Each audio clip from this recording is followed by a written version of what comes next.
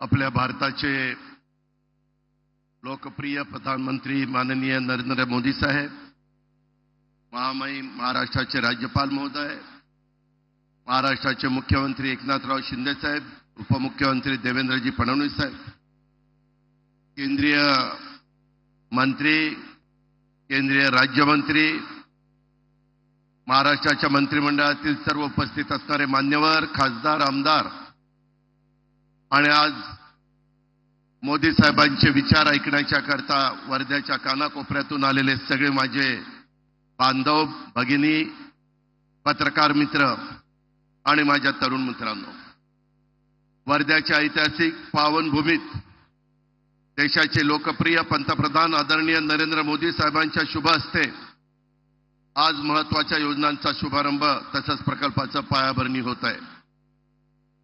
यामध्ये विश्वकर्मा योजनेचा प्रथम वर्धापन दिन, अमरावती येथील पीएम मित्रा पार्कची पायाभरणी कार्यक्रम, अहिल्यादेवी होळकर महिला स्टार्टअप योजनेचा शुभारंभ आणि आचार्य चाणक्य कौशल्य विकास योजनेचा शुभारंभ यासारख्या योजना प्रकल्पांचा समावेश आहे।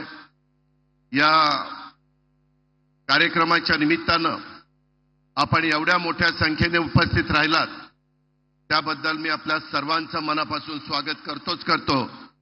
परंतु पंतप्रधान महोदयांनी या कार्यक्रमाला वेळ दिला त्याबद्दल महाराष्ट्राच्या 13 कोटी जनतेच्या वतीनं मी त्यांचं मनापासून स्वागत करतो। 3 दिवसापूर्वी पंतप्रधान महोदयांचा वाढदिवस झालेला आहे। मी वाढदिवसाच्या निमित्तानं देखील महाराष्ट्राच्या तमाम जनतेच्या वतीनं त्यांना हार्दिक शुभेच्छा देतो। त्यांना दीर्घायुष्य लाभावं, त्यांच्या स्वप्नातला भारत लवकरात लवकर त्या ठिकाणी उभा राहावा आणि त्यांचं जे विजन आहे ते विजन आपल्या भारतातल्या कानाकोपऱ्यामध्ये त्यांचं स्वप्न पूर्ण करण्याच्या करता सर्वांनी परिश्रम करावेत अशा प्रकारची विनंती देखील मी आपल्या सर्वांना करतो। एकंदरीतच आज इथं महाराष्ट्र सरकारने शेतकरी, महिला, युवा आणि गरीब घटकांच्या कल्याणासाठी त्यांच्या सर्वांगीण विकासासाठी विविध योजना उपक्रम सुरू केलेले आहेत आणि त्याच्याकरता भरपूर अशा प्रकारची आर्थिक तरतूद देखील केलेली आहे। आज ज्या परिसरामध्ये पंतप्रधान महोदय आलेले आहेत त्याच्यामध्ये महात्मा गांधी यांचं वास्तव्य राहिलेल्या सेवाग्रामची भूमी, आचार्य विनोबा भावे यांचा आश्रम असलेले पवनार यासारख्या पावनभूमीला मी वंदन करतो। महात्मा गांधी, विनोबा भावे यांना देखील मी वंदन करतो। आज अमरावती येथे उभारण्यात येत असलेल्या पीएम मित्रा पार्कच्या माध्यमातून विदर्भासह राज्याच्या औद्योगिक क्षेत्राला मोठी चालना मिळणार आहे। विदर्भातल्या पांढऱ्या सोन्याला खऱ्या अर्थाने सोन्याचे दिवस येणार आहे। या टेक्सटाईल पार्कमध्ये 10,000 कोटी रुपयापेक्षा जास्त गुंतवणुकीची शक्यता आहे। 1 लाखापेक्षा जास्त रोजगाराची शक्यता आहे। गेल्या 10 वर्षामध्ये प्रधानमंत्री महोदयांनी भूमिपूजन केलेल्या अनेक प्रकल्पांचं त्यांच्याच हस्ते लोकार्पण झालंय।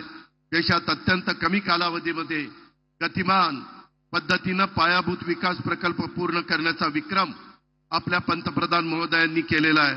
आंतरराष्ट्रीय स्तरावर देशातील अनेक उद्योग महाराष्ट्रात गुंतवणूक करण्यास उत्सुक आहेत। नुकताच गडचिरोलीला इस्पात स्टील प्रकल्प, महापे येथे सेमीकंडक्टर प्रकल्पाचा शुभारंभ झाला, त्यातून लाखो तरुणांना रोजगार मिळणार आहे। मी अधिक न बोलता प्रधानमंत्री नरेंद्र मोदी साहेबांच्या स्वप्नातला कुशल, रोजगारक्षम, विकसित भारत घडवण्याच्या कार्यात आपलं महायुतीचं सरकार आणि राज्यातील जनता आपलं संपूर्ण योगदान देईल अशा प्रकारचा विश्वास व्यक्त करतो। प्रधानमंत्री महोदयांना धन्यवाद देतो आणि या ठिकाणी थांबतो। जय हिंद, जय महाराष्ट्र।